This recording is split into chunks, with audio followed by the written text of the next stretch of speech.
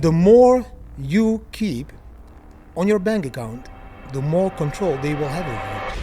Reporting live from Thailand, I just sat down with a multi-millionaire in Bitcoin. He sold everything and has solely been living off of crypto ever since. So now we're going to sit down, have a conversation with him, see how you can take some of the advice home and how you can live off of some crypto as well. And hopefully you learn a thing or two and get rich. So I've got the pleasure of having Didi over at the house. Now Didi, thank you very much for coming over, man. You're very welcome. Hey, we've had a few good parties together, haven't we, man? Yeah, we did party a lot. Yeah. Also in this house, I didn't recognize the house when I came back. It's like, wow, that was really professional. Yeah.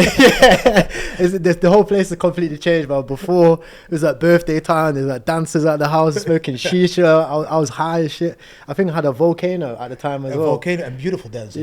Yeah. It was a crazy time, man. It was a crazy time. But now, it's time to work, man. It's the bull market. It's time to run up that money again, man. And I think we're going to have a lot of interesting questions, but I want to kick things off with your story and where you started and how does that bring you to now? Wow. I'm going to take the short version of the story. No, take the long story, man. Take the long story, because I'm interested as well. I tried to find online, and obviously everyone knows the general story, sold everything for Bitcoin 2017, lived in a caravan, traveled around the world. But how the hell did you even come to that conclusion to do that? How did you have the conviction to do that? So it kind of started in 2013. Okay. So I was from college, higher economics. I needed to go and work for a job, and I did that 3 months. And I quickly discovered, man, I'm not the type of guy that can live in a square box and work for someone else to make money and have a ceiling of how much money I could earn. 100%. And then I started to become an entrepreneur. So I started to give some computer training lessons. But when I was 24, by then, my mother died. And she was 48 years old. So she fell down in the kitchen and she was taken out of our lives like this. Really suddenly, I couldn't handle with those emotions. So at that moment, I was like, well, why does it happen to me? Why? And at that moment, I just started to pour all my energy in building up my business, so my company. So I scaled the company from 2-3 computers to over 200 computers to 1,700 square meters, a lot of employees and all that stuff, a big company up and running, computer store. And that was all in 2000, let's say 10 till 2014, that period. That was kind of that internet boom, that email was popping back then. All that. First few websites, ICOs. All that, we made a shitload of just deleting viruses of all the CEOs of all those companies. A lot of they were all watching too much porn. So we were floating. I need to clear the cache in the browser. Yeah, I started with clearing the cache in the browsers of porn history. Well, a lot of companies actually did that. I remember, who was it? It was a few people off of, it was a Dragon's Den. And what's the American one? There's Dragon's Den in England, and American Shark Tank. Yeah, Kevin O'Leary and these guys. They all made a lot of their money off that e-commerce side of things so early in the cycle. I didn't make any money of the e-commerce, but then in 2013 something really cool happened. So the company of mine was growing and growing. I also had an online casino in Malta, and during that time, this guy from school came and he needed to do this how does it call this scholarship. I mean, okay, come. And what kind of assignment do you want to do? And he told me about Bitcoin. He was like, yeah. In 2013? 2013. So he's like, I want to build a Bitcoin miner. And I what is a Bitcoin miner? Educate me a little bit. So he told me a little bit about it, but I needed to really dig into it. So I started reading the white paper and everything. And of course, all the forums. And then I told him, okay, your assignment for your scholarship now is you are going, not a scholarship, you call this something else. What is it? Apprenticeship. Yeah.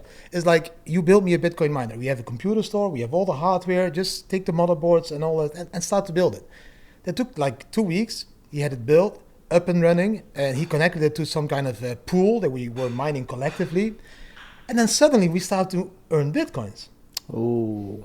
Then I educated myself. I'm like, wow, wait, this is going to be the tool that is going to connect everyone financially, not like internet with data and information. This one is going to connect financially me with my nephew on the Moluccan Islands. My roots are from Indonesia. And then it just snapped. And I'm like, this is going to be big. I told him, if we build more of these miners, will we mine more? I don't know. He's like, I don't know. We can try. Scale it. So I invested 40K at that moment with 2 friends in Bitcoin miners. So we needed to empty a whole office.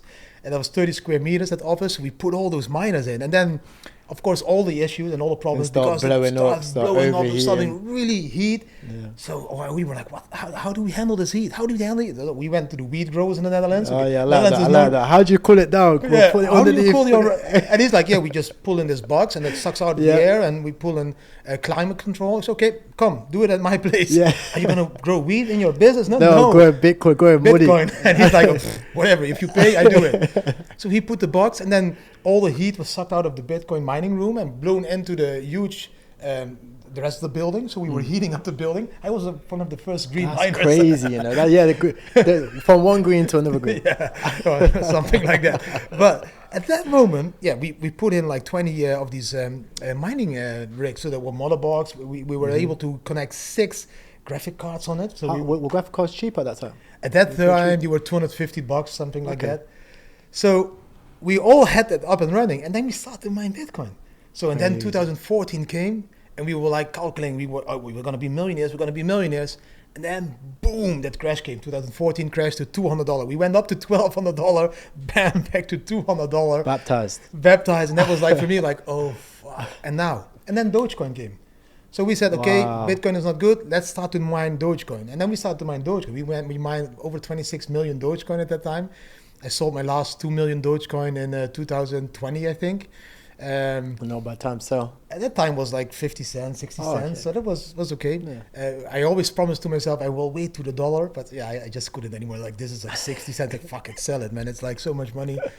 And then we started mining those Dogecoin. And then from that, in 2014, December, I was at my office. I just quit working, stepped into my car, was driving home, and that is when my father called me. And my father called me at that time, and we need to speak. He said, what's up? Yeah, he just came from the hospital, and he was diagnosed with cancer, and he had just 1 more year to live. Wow.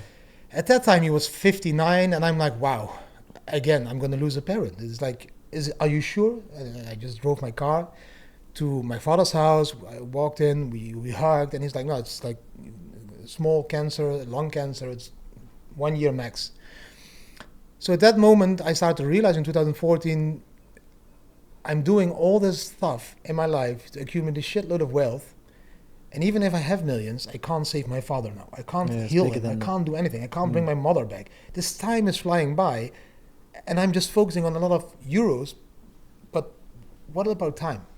Because I was working. I was a workaholic, still suppressing the feelings of my wife, of my Yeah, mother. of course. So I didn't spend time to my children, to my wife, not too much, you know. So at that moment, I realized, okay, I need to change. And then I hired management to run my companies, and I went living home again with my father, with my whole family. We at that moment already lived in our own house, so we lived in the basement for the last year. And then we just spent that last couple of months, you know, the last soccer match, Christmas, Easter, all that stuff. All the family stuff. All the family stuff that you can only do for one more time. And then 1 year later, indeed, he died. And, you know, funeral, all that stuff. And then I got a huge burnout. And that was in 2016. And that burnout was like, I never believed in the burnout. I always laughed about it. I mean, it's like between your ears. But then I knew what a burnout was. And at that moment, I told myself, okay, let that management run the company. I can't do anything anymore. Let's take a reset. Let's just go on a trip with the family for a couple of months. Mental, physical reset. Let's go to Thailand, to a beautiful island, and just chill the fuck out. Oh, you went to Thailand? Yeah, we went to Thailand. That was the first time. Really? Not my first time, but the first time as a family. Yeah. And that's what we did. So we flew to Thailand in 2016, and it took 2-3 weeks, and I was back. The energy was back.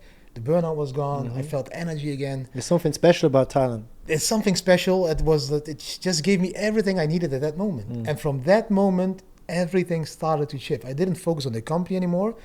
And then when I was on the beach on Bali, it was like 2-3 months later, we decided on that beach, that guy, I was mining with 2 guys, I just told you. They called me and they're like, do you still have your Bitcoins and your Dogecoins? So yeah, somewhere at home, I don't know. Yeah, you're not even thinking about that. I'm so much is going on. It's like in 2 years, it was like this roller coaster ride of emotions because of your father. And I said, somewhere, but I'm on the beach in Bali. I'm drinking my Bacardi Coke. My wife is drinking a Mai Tai. Kids are doing like all this, you know, this stuff on the beach, and we were enjoying it. And he's, Didi, please check it. The forums, it's becoming more busy. The price is going up. Something is happening. So in the evening, I called my sister and I told her, can you check the safe? And if there is a white paper in it, at that moment we still had paper wallets. There was no hardware wallets. Really? I still had this paper wallet. No way. Yeah. So That's crazy. can you check if it's in? Yeah. There's a wallet in with this very long words and sentence. I said, yeah, please put it back. Okay, save. Can you check that laptop? And she opened the laptop. Can you open the Dogecoin, Doge QT wallet, I think it was. Yes, there is still there. It's like, is there still, how many Dogecoin is there? A few million. It's like, shut down the laptop, put it in the safe, never touch anything again till I'm home. And at that moment, I sat with my wife and like, that Bacardi got a lot tastier, didn't it? Bacardi got was like, cheaper and tastier. At that moment, I said to my wife, okay, listen, I have this crazy idea. I'm very happy. I'm traveling the world as a minimalist. We don't have any luxury with us that we normally have at home. We had a house, cars, motorbikes, everything. I'm more happy than ever. How do you feel? And she's like, I'm more happy than ever as well. I don't need to care about that materialistic stuff. I like this traveling. I like this children growing up, not being brainwashed by schools. You know, that whole concept. That's a big concept. That whole concept fell together. And then I told her, our Bitcoins went up and Dogecoin went up. And she was like, Bitcoins, Dogecoins, you know that stuff that I mined? And she's like, yeah. That went up so much that I can pay the whole trip that we have been doing now, those 5-6 months already, and we still are in profit. It's like, my opinion is that we should go all in. And then she looked at me, I gave her another Mai Tai. Of course, I took another Bacardi. That's when this shit gets serious. Yeah. This is getting serious, you know? And she's like, why? She said, because we are happy like this. We don't need the house anymore. We don't need the companies anymore. If we sell everything, we have a few $100K that we can use to travel a little bit and invest in Bitcoin. Let's just try it. We are young. Let's do it now with the children, now that they are still not too brainwashed. And because of the kids and everything, she just agreed. She was like, let's do it. Let's fly home, sell the house. So online, I started to sell the cars. I needed to prove to her that was serious. So she's like, you're never going to sell all your luxury stuff. You're too materialistic. You're a casino guy. You're the guy with his 5-liter bottles of Belvedere everywhere in the club, you know. And so watch this. So watch this. I sold my Jeep Cherokee. I sold my Audi Cabriolet. I sold my motorbike all online. And I directly invested in Bitcoin. That was 2016. Then we flew home in 2017, put the house for sale. And it took a few weeks. The house was sold. And then the media found out. And then the media said, hey, selling a house for Bitcoin, because it was sold for Bitcoin, and then it was what is happening. And then the whole Bitcoin family concept started. It's crazy because it's you spend a lot of time spending your time for money, realizing that time is more important than money. That's the whole thing that I'm seeing there. And not only that, it's you don't let your material possessions control you either. You made that's like a big, it's a cranial shift. I think it's for us very important, because when I lost my both parents and I wasn't able to save them, I really quickly realized that that the most precious asset that we have is time. We can have billions of Bitcoins, but I'm not able to buy back the time with my father, not with my mother, nothing, not even my own time.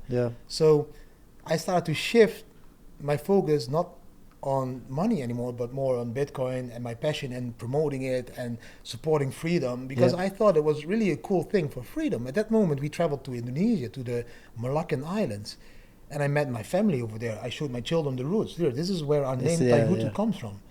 And they were like, what? There's a pole in the middle of the island with our name on it. No way, really? Yeah, really, because in those islands, the villages are built on like 8 poles, and each pole represents one of the families that was living there.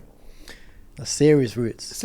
And then talking to those people, understanding they were living off 70 cents a day, understanding they didn't have bank accounts because they were fishermen and they were not able to get a bank account, and understanding all of that, then that question again came to me: how can I send my family a little bit of support financially? And then even more clear for me became that Bitcoin was that solution. 100%. And for me also the reason, like, if I go all in, I'm supporting this new thing. What are you going to do? WeTransfer to Indonesia. Like 9%, 9%. It's like PayPal. You know what I mean? Most of my family doesn't even have a passport over there, man. They can't even get. I don't know about that shit. They have no phone. Yeah. No, 100%. Yeah. So that was, again, for us, a confirmation of that this is the right step. And we just went all in, and we sold the house, the cars, everything. We went living on a campsite. Because we just didn't give a fuck about money anymore. we didn't care anymore. We lost 100%. the fear of losing all the materialistic stuff because we knew we could always earn it back. I can always take a job. I can always take a job for 3 months, then take a loan at the bank, buy a house. All that. I can be back like this. So let's just risk it all. Exactly, and that's a crazy concept because I coach a lot of people and I speak to a lot of people that are in that position, and they're always like, "Oh, well, I don't want to quit. I don't want to leave my job. I've got all these things going on." I'm like, "What's the worst case scenario?" They're like, "Oh well, I'll go and get another job." I'm like, "Okay, what's the best case scenario?" I get really rich, get travel around the world, be free. I'm like, well, if you compare the two, it's a win-win. You can't lose. Yeah.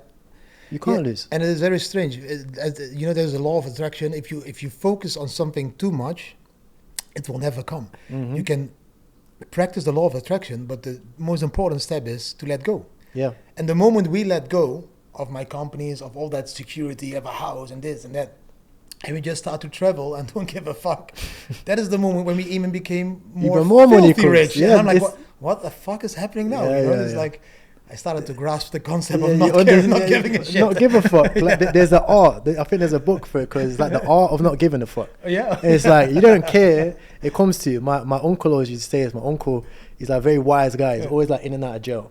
And he always come out. He said, "Look," he said, "treat money like a bitch." I said, "What do you mean?" It's like if you just throw it to the side, she's gonna chase you. But if you chase her, she's not gonna come to you. And I was like, That's a very good one. Treat money as a bitch. Yeah. I want to tell my kids that one. Yeah, That's a very good one. Like if say if you're a boy, right, and there's a girl in the club, and you're obsessing over this girl, she's gonna look at you and say, "What a creep!" Yeah, what a creep. But if you're in the club and you say hello, you're doing your thing, you're being yourself, she'll be like, "Oh, that's a nice guy." That's a nice guy. Exactly, right? Yeah. That's money. That's right? how you treat money. Yeah. Exactly. Yeah, it's Exactly. a good comparison. Yeah. So 2017 comes, Bullrun, everything's flying, headlines are going crazy. What's next? Yeah, that's the strange thing. At that moment, 2017, we were the headlines. Like, Yeah. I think we were the first I remember it. crypto influencers on CNBC with Yeah. like a video and like interviewing us. Why did you go all in? Like, they were like, that was the first time. And then from that moment, the headlines all over the world, we have newspapers from all over the world sent to us where we were in with as a family with pictures. So for us, that was like, what the fuck? We are living on a campsite. What are we doing? You know? Yeah. And then my wife told me, this is not the life that I want. I don't want this like people in my garden making pictures and all that stuff. Let's go back It's to some Thailand. like celebrity level stuff, isn't it? So we went back to Thailand. So we flew to Koh Phangan and to live in a very chill way because we just wanted to have like not too much attention. And then again, we went eating at an Italian restaurant. I will never forget. And we were sitting there eating pizza. And this Russian guy comes to me with his telephone and he's showing my picture and he's like, "Is this you?" You know, the Russian boys, "Is this you?" Like, Yeah, you're like, "Oh, please don't rob me." I'm like, yeah, it's me. You're the Bitcoin man. He's like, yeah, a little bit. Can I make a selfie? And I'm like, what, a selfie? My kids started laughing and saying, "Well, he wants a selfie with dad. He wants a selfie." You know, they were really young kids. So let's make a selfie. So he makes a selfie, and that selfie goes into a forum, and that is read by a documentary maker from Germany, Arte. Arte is one of the biggest documentary makers from Germany and France. And they called me 2 days later. And they're like, "We saw that you are in Koh Phangan. We love your story. We will fly there. We will film with you for 5 days. We will make a documentary about you guys." 5 days. 5 days. I'm like, we don't want a documentary. We don't want. Give the thought. Let's call tomorrow. So in the evening, Bacardi Coke, Mai Tai for my wife. I'm like, we really need to talk about this. You know, apparently the universe wants to tell us something, and we should say yes to these kind of things. Because it's coming to you. It's like coming. you're not every even. time it's coming back. We run to Koh Phangan, a small island, and a Russian guy there in a small pizzeria comes to me to make a selfie, and from that moment again. So we are like, let's just give it a try. Let's just say yes to being the Bitcoin family, embrace it. And we said yes to that company. They flew 2 days later, they were there. They came filming 5 days, 24/7. Documentary was broadcasted on Arte. And it became the best watched documentary ever on that platform. Wow. Yeah, and that from that moment we already recorded by now 5 short documentaries. And now this year in April, we've been filmed the last 3 years now. So you have a scope. 3 years, and we have been filmed by a huge documentary maker. It's going to be live streamed on the biggest streaming platform of the world. And in April, around the halving, this documentary series is going to go live, season 1. That's So genius. about the family, what we did, and how we lived. And That's genius. Genius timing. I love the BTC timing. halving, Bitcoin. Yeah. But also, Because you know what it is? Some people, what was you going to say? No. So some people don't have conviction in nothing. For me, the key word for this cycle for me has always been conviction. If I'm put my money into something, anything half decent, I'm gonna have some type of conviction into it. You know, when we talk about like a launch pad, paid network, I'm like, right, conviction. I know it's gonna work. Back it. You know what I mean? Or something else. Layer ones, know it's gonna work. Back it. Bitcoin, know it's gonna work. Back it. Some people just dilly dabby. I know some people that have been in crypto since 2013, 2014. Nothing to show for it. They're still not making that jump across from it. And I think when people see the documentary, it's going to inspire them to think, you know what, I can do that too. It's not that far away. I think that's a difficult part. I don't know why the people don't have that conviction. And then it's not only the noobs and the new people. It's also a lot of crypto influencers that we all know. They don't have the conviction that they pretend to have. And you can smell it. You can smell it in someone. You can smell it. But I'm, you know, for me, Bitcoin is a peaceful revolution. And for me, Bitcoin and blockchain are the tools to achieve a peaceful anarchy state. That's why I have this tattoo. That's my Bitcoin tattoo. And the other side I have peaceful anarchy. Because I believe the Bitcoin and blockchain tool were the missing link to create peaceful anarchy. Because peaceful anarchy would mean that we could decide on our own lives without any control of a government how we would want to live. But that was never possible because we just didn't have the tool. We had an Access database or SQL database, but there was always a possibility for a centralized entity to change. Come and move things. To move things. They even do that with religion. So even if we even do that with religion. Exactly. So even if we had a voting system that people from Zimbabwe, the Netherlands, Thailand, America could vote on proposals. Someone come in and change that. Come in and change it. You don't think Nigeria and be like, yeah. I'm going to change it. And now Bitcoin and blockchain is the first time ever we can really build something. It's transparent. That is like unhackable, unchangeable, that can really carry, for example, a voting system. You do a proposal, everyone can vote, it's completely transparent, nobody can change it. And that is when peaceful anarchy gets, the politician idea of peaceful anarchy, again, gets, I think, food for thought. Because this is the moment that we can really 100% like do it. When there's a shift, a lot of people say that there's a lot of like universal shifts. If people look up like precision at the equinox and stuff like that, right now, a lot of that type of stuff's happening. If you look at social media, everyone's getting cancelled. Right? If you look at, the financial system, people are finally realizing that, hold on a sec, my money's not safe in a bank. When people want to send money to their family, can't do it, tons of fees. Like you can't even go through an airport with like more than $10,000 in cash. You can't do it. They'll be like, you go in jail. You know what I mean? So you can't transport it, you can't send it. And, if you want to get any information, people can change the information as they please. But with blockchain technology, it's all transparent, it's all tracked, and it's instant. People don't really see the severity in terms of actual like blockchain technology as a whole. So an interesting question I've got for you as well is, but that's just to finish it up. But that's exactly what I mean with the conviction. That conviction, what we're talking about, for me, that's the conviction of these tools to provide me and my family and the future of my children of the freedom. Freedom of everything. Freedom of finance, freedom of opinion, freedom of speech, freedom of everything. But most influencers, sadly nowadays, I've been here since 2013 with the OGs, with all the people that really work for the revolution. Most influencers nowadays are just here to accumulate more dollars and euros. And for me, it's very simple. The more you keep on your bank account, the more control they will have over you. The more you will take out of their monetary system, out of their bank account, into your own system, Bitcoin, the less control they will have on you, and the less you will give up your freedom. And I think that should be the main thought of Bitcoin and blockchain, and not just spot ETF making money. Of course, we are making more money.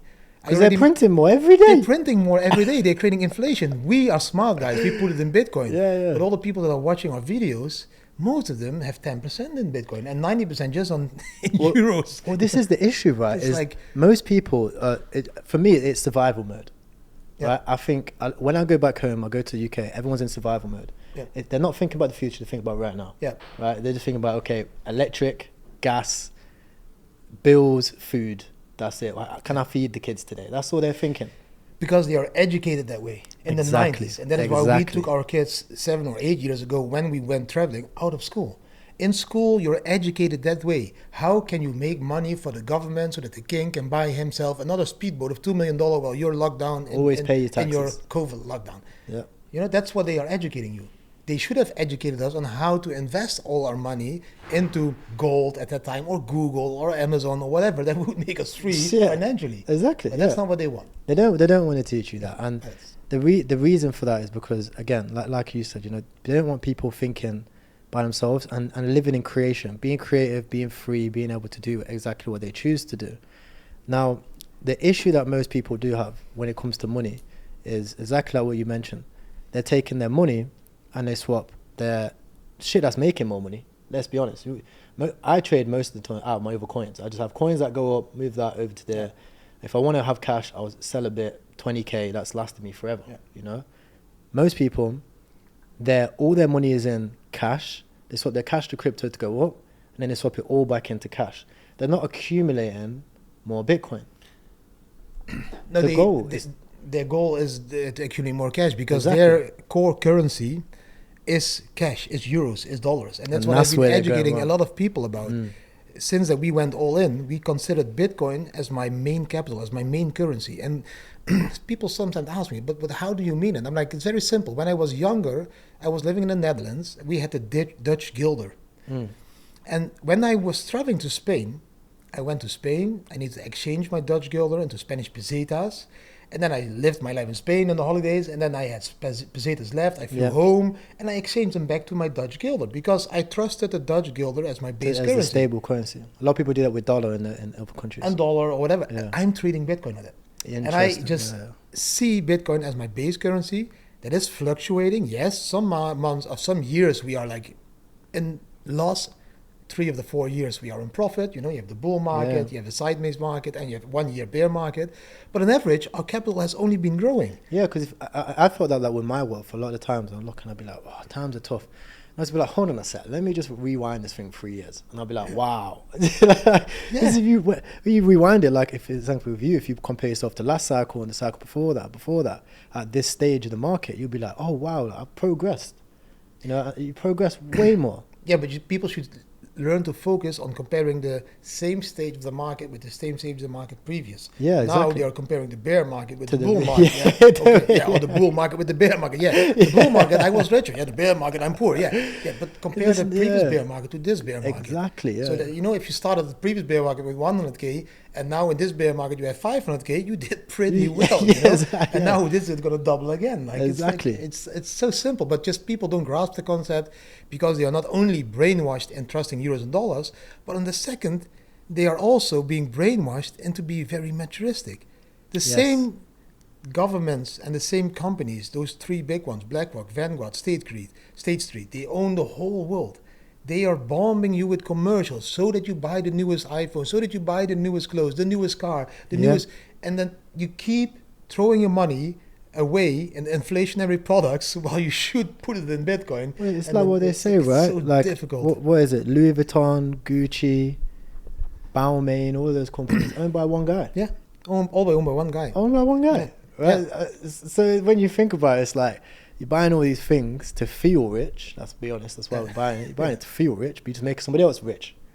You're poor. And I still don't understand why they feel rich because, you know, for me it's like, it just looks silly. It just looks silly sometimes, you know. So, no, I completely understand it. And for me, a key point, like you say, is education. So, you know, before we wrap this up, how can you educate yourself to have more conviction into Bitcoin? There's no way to educate yourself aside of being in Bitcoin. You know, if you step into Bitcoin, if you're a little bit afraid, just step into Bitcoin with $1,000 or $5,000 or whatever, and you will see that $5,000 grow to $20,000 in 2025. Then you will get convicted. Yeah, because then you'll see, like, shit, I didn't do anything, and I was sleeping, having sex with my wife, and my capital moved up. What the fuck happened? Yeah, I felt the same. I had a Coinbase. When I first started off, I had Coinbase and I had the auto invest. I was going about my life, and then when the bull market really came, I was like, what? Like, I've spent all this time grinding, and I've just made way more money in this. I was like, I should have put all of the more money in this. So I just did. I was like, all my money's going in this now. you know. Yeah, but that's get involved. But that's getting involved, and that's Yeah. you know, and I'm saying now because of becoming rich, and that's exactly against what I'm thinking. But you know what it is? It is most people, 90% will go in Bitcoin or any other cryptocurrency or any other NFT just to become rich because they still think that that richdom will lead to their freedom and to their happiness. You know, and that's exactly what you're taught in school. I was taught the same. You know, if you have a lot of good salaries and you have a good big house and a few cars, you will feel free and you will feel happy. Now, I was there. I had that. I had millions. My mother died. That didn't buy me more happiness. So for me, 100%. I found it out in a different way. But sadly, most part of the crypto community industry is still focused on becoming filthy rich because they think that will provide them with the freedom. I think you need to think different way. I think you need to take all your capital that you have, overvalue of your house, your cars, your bikes, whatever it might be, take it all, put it in Bitcoin and start to focus on those things that really make you happy. And then you will see you need less money to live that lifestyle because the lifestyle you're living now, that's really expensive. Traveling the world, going to Thailand, eating a lunch of $2 is not like really expensive. It's not that bad, is it? It's not that bad. You know, and during that time that you're having fun and focusing on your mental or yoga or whatever it is, your capital is growing. Yeah. And then you will be able to make a difference between the capital making you happy or really the things that you're doing every day making you happy. And when you are discoupling those two, then that one will grow even harder and you're, you know, because you're becoming more happy and happy and happy and you don't need that money anymore. And when you're able to get that mindset, you don't need money anymore, you're letting go of the drive for that girl, for the money, what your father said, it comes to you. And it grows. Yeah, it comes like, that's how it works. That's how I felt when I came here. When I came here, we was in Dubai and I was just like working every single day, partying every single day, getting drunk. I had loads of shisha. I was getting fat, boy. Not bad. It was a good life. I was getting fat, chilling, right? I had the best apartment in the area, right? In Business Bay, like SLS, beautiful. And then I remember just being sat there and I was looked at myself and I was like, I'm getting fat. I was like, this is getting boring. So then I think Joel had an event, Coach K had an event, right? So the coach is like, come down here, you'll enjoy it. Just come for the week. I come down. I'm in Thailand, I'm like, everybody's just like wearing like normal clothes. I was like, what's this? I was like, this is weird. Like wearing like the same pair of shorts for like 2 days. I was like, wow. And then I went to like the gym and stuff like that. And I was like, this makes sense. Like being focused on personal development and mental and physical development makes more sense than always being on the grind. And now I've experienced that, you know, I spent 2 years just in the gym, grinding, doing my own thing, like mentally, spiritually, physically. And then again, exactly like what you said, I realized the more I train and the more I focus on myself, away from the money, all my shit, I was just fucking my shit up myself, bro. So it's like moving things in my portfolio, like when I'm bored, I was like, forget it, just leave it and just do my thing. And the money just takes care of itself. It will. Yeah. It's a 4-year cycle. We all need to have patience. The next stop will be in 2025. The bear market bottom will be in 2026. It will repeat. It will rhyme every time again. And you just need to learn to read that cycle. Because in the code. It's all baked in the code. Yeah. And the halvings, it's like, it's so fucking simple to understand that I still don't understand. I'm making YouTube videos every day on my YouTube channel. I'm trying to simplify it as much as possible. And still I get the same question. And still I get the same doubt. Still people ask me now, do you think I need to go all in now? Well, they were already asking me at 16K and 70K and 18K. I thought that's the bottom. Go all in. Yep. But even now, I would go all in now because I understand that Bitcoin is deflationary. If all my capital, all my value is in Bitcoin, that will grow. I just need a little bit every month to spend. Yes, exactly. Nothing else. Yeah, key point. A little bit to spend. I'm not saying you don't have to have any USDT or cash. Have cash. But that's to spend. And you realize how insignificant money is. If you ever spent like a little bit of Bitcoin and you get loads of cash and you're just looking like, this looks like so much money. Especially when it's Thai baht or Indonesian rupiah. Yeah, but I gave my mum some money the other day, right? I gave her like $10K. She came in. I was like, go do your stuff, enjoy yourself, right? And I withdrew it and looking, I was like, wow. It's a pile of Thai baht. It's crazy, bro. But yeah, look, Is there anything you want to finish off with? Is there anything you want to say? Finish off with? Nah, I'm very happy you invited me. I'm very happy that we spend this time together here on Phuket and have a lot of parties. Lately, we didn't have that many parties. Yeah. Everybody's working. Everyone's We're all working grinding now. the Yeah, full yeah, market. exactly. I'm just looking forward to all the people and understanding what we say, what we educate them about. If you want to follow my stuff, then just go to the bitcoinfamily.com. You will find all the links to my socials, Twitter, X nowadays, and all that shit. No, that's all. I wish you We'll do this a very again beautiful soon, day. my brother. Thank you very much. Thank you. Peace.